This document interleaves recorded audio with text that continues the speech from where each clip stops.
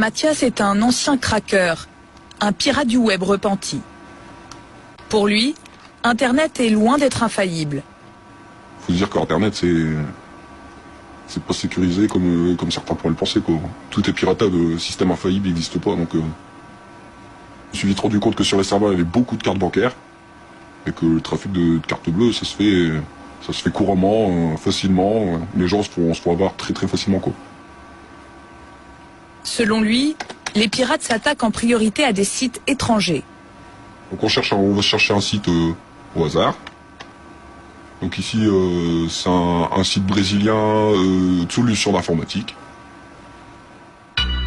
Ce site, pour fonctionner, est relié à un serveur. Une sorte de centrale qui héberge des dizaines, parfois des centaines d'autres sites.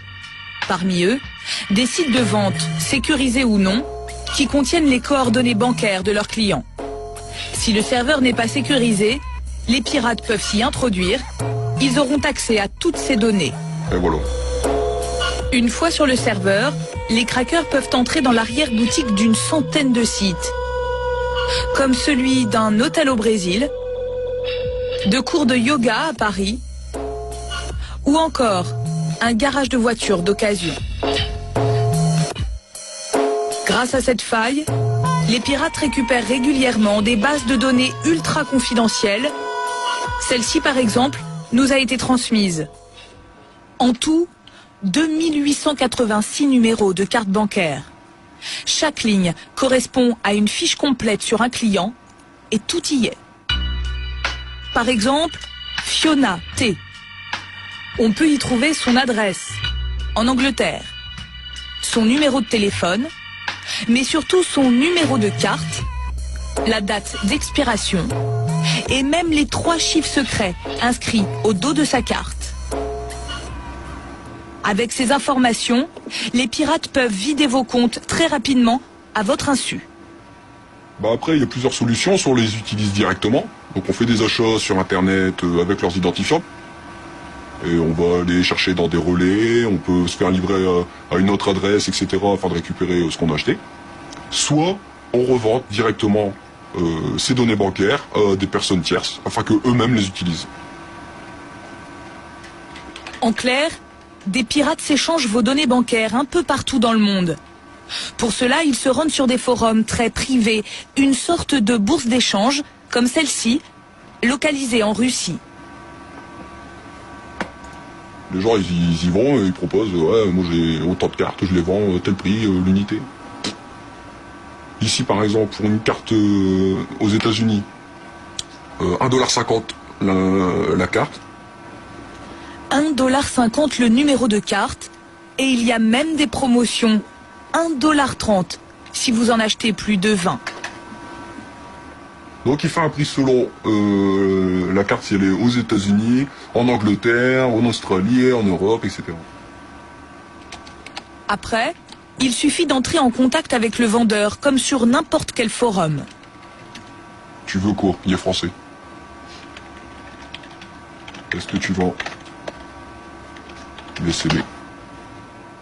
Mathias se fait passer pour un acheteur. Il se dit intéressé par des cartes françaises et américaines. Quelques secondes plus tard, le vendeur répond. Oui, j'en ai des FR et des US et des UK. Des anglaises, fraîches. C'est quoi ton prix? Pour 10 françaises. Donc là, il te propose de te vendre 10 cartes françaises pour 40 $. C'est un bon prix? Si tu soutires 500 € sur chaque compte, voilà, ça te fait 5000 € pour 40 $. C'est un bon investissement, tu vois. La transaction s'arrêtera là. Est-ce que vous avez conscience quand même que c'est illégal? Ouais, c'est illégal, hein, c'est sûr. C'est illégal à 100%. Hein. En prenant part à ce genre de trafic, les pirates risquent jusqu'à 5 ans d'emprisonnement et 375 000 € d'amende. L'an dernier, plus de 33 millions d'euros ont ainsi été volés sur la toile à partir de cartes bancaires piratées. Rapide et discrète, cette nouvelle délinquance inquiète les forces de police. Christian Agroum dirige l'office de lutte liée aux technologies de l'information et de la communication. Il connaît parfaitement l'existence de ce marché virtuel. Alors pourquoi ne pas fermer ces sites pirates, tout simplement? Bloquer les sites utilisés par les pirates sur Internet, c'est quelque chose qui se fait à la seule condition de connaître les sites. Il faut pouvoir les connaître. Les auteurs qui sont derrière ces infractions se cachent derrière un anonymat qu'il faut faire tomber. La deuxième difficulté réside dans la collaboration des pays dans lesquels ces cybercriminels sont réfugiés.